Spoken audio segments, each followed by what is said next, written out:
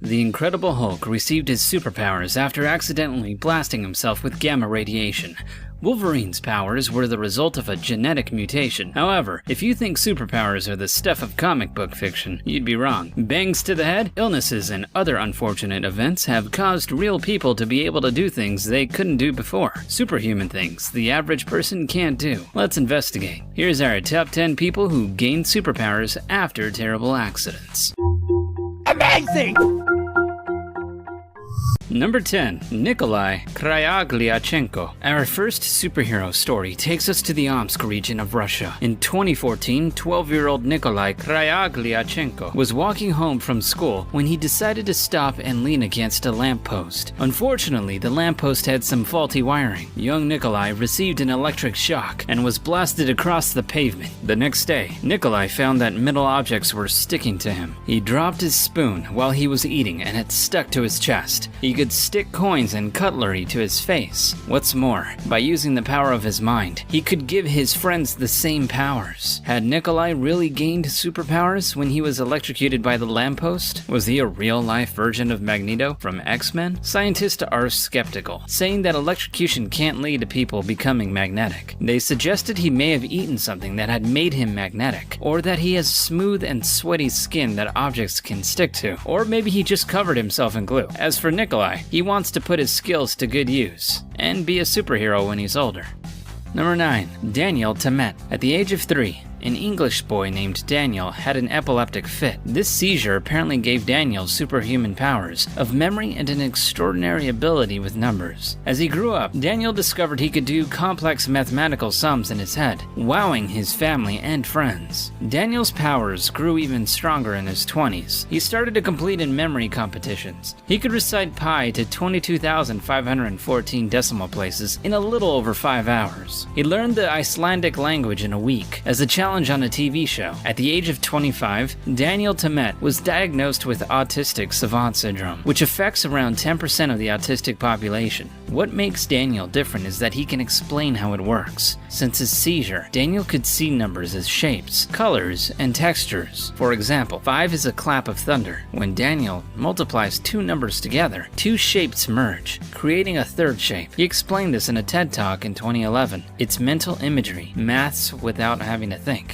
Number 8. John Sarkin. When he was 35, New Jersey chiropractor John Sarkin developed ringing in his ears, which required brain surgery to fix. Unfortunately, he then suffered a stroke, and part of his brain had to be removed. Almost as soon as he left the hospital, John became obsessed with drawing. He would doodle, draw, and paint every waking hour. Despite never showing any interest or flair for art before, when John returned to work, he soon discovered that twisting spines wasn't for him anymore. Wondering if his new passion could make him any money, he sent some ghostly pictures off to the New Yorker magazine. To his delight, the magazine bought them. He's been a professional artist ever since. His paintings sell from upwards of $10,000, and Tom Cruise's movie production company bought the rights to his life story. Did his stroke and brain surgery remove the part of the brain and give him superhuman painting powers? Experts are baffled as it's so rare. We'll have to wait for the movie to tell us.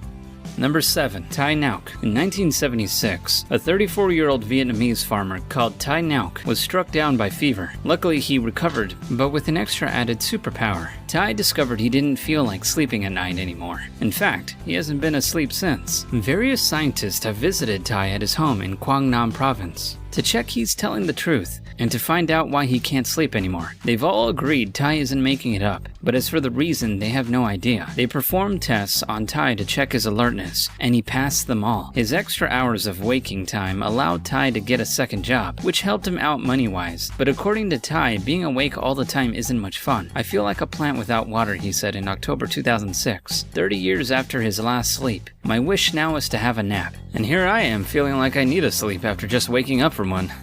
Number 6. Jason Padgett. Jason Padgett was leaving a karaoke bar in Tacoma, Washington in 2002 when he was brutally mugged and punched in the head. The hospital treated him for concussion, sending him home that night. When he woke up the next morning, 31-year-old Jason realized he could see geometric shapes everywhere he went. Everything he could see was made up of fractals. For the next 3 years, he barely left the house. Suffering from depression, eventually, Jason began to try to draw the shapes that were in his head. He produced drawings like this and this. totally by hand. He also enrolled in college to study mathematics. Doctors diagnosed Jason with acquired savant syndrome, but were at a loss to explain his new superpower. Some believe the blow to his head destroyed the part of his brain that deals with object boundary formation. MRI scans saw increased activity in the left parietal lobe, where the brain does mathematical calculations. This part of the brain is making up for the other part that was damaged. One thing is true, Fractal Man doesn't do karaoke anymore. Number 5. The Music Men. A common superpower that develops after an accident is immediately becoming a musical genius. Lachlan Connors was more into sports than music, until repeated concussions while playing lacrosse led him to quitting contact sports. His injuries had led to epilepsy. He was having regular seizures. However, Lachlan's seizures led to a sudden interest in music. Very quickly he taught himself how to play 13 instruments, including piano, guitar, and harmonica, to an exceptional standard. Likewise, Derek Amato, his music superpowers came when he accidentally dived headfirst into the shallow end of a pool. He received a massive concussion and a 35% loss of hearing. However, he could also suddenly play piano to a high standard, explaining that he could suddenly see black and white squares in his head telling him what notes to play. He also taught himself to play 7 other instruments. Finally, Tony Sikoria. His powers were given to him when he was struck by lightning while at a payphone, talking to his mother. He technically died, but was revived. While he was recovering, he was overcome by an urge to play the piano, something he had never done before. Immediately, he started playing like a master, playing along to the sounds in his head. He named his first piece the Lightning Sonata. Number 4. Daniel Kish. Before he was a year old, Daniel Kish had to have both of his eyes removed. He was born with an aggressive form of retinal cancer called retinoblastoma. Almost straight away, he developed a way of navigating around his environment. He made a clicking noise with his tongue, and by listening to how the echoes of the click bounced off the surface, he could determine his way around. Daniel could even tell what was in his way by listening to the sound of the echo. Cars have a metallic echo, trees a hard echo. Daniel was so adept at this technique, he eventually was able to ride a bike without stabilizers and travel the world without assistance. The technique is called echolocation and is the same method that enables bats to fly in the dark. It's no surprise Daniel's friends call him Batman. Ben Underwood was another pioneer of this technique, achieving fame through the TV show 2020 Medical Mysteries. He was able to ride a bike, play basketball, and rollerblade using echolocation. Ben sadly died at the age of 16 in 2009.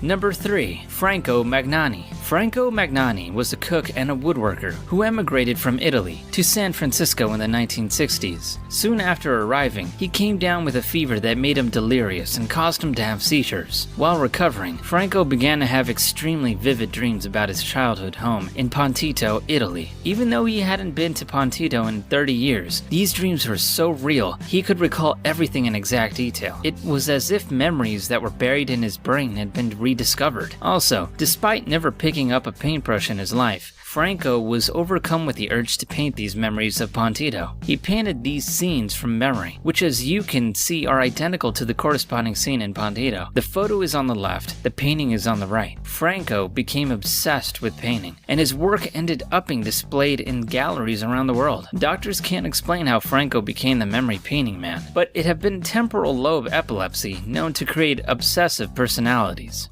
Number 2. Orlando Sorrell. On August 17, 1979, 10-year-old Orlando Sorrell was playing baseball with his friends when he got hit on the side of the head with a ball. He carried on playing not thinking much of it, but suffered from recurring headaches for days afterwards. Once the headaches subsided, Orlando found that he could remember what day of the week any date fell on. So if you asked him what day of the week was Christmas Eve in 1977, Orlando could tell you straight away. It was a Saturday. He had gained a superpower known as calendar calculation. He didn't memorize calendars or develop a system to work out the days. He just knew. For most days, he could also tell you what the weather was like and what he did that day. Aside from his impressive yet pointless superpower, Orlando is, in his own words, a pretty average guy.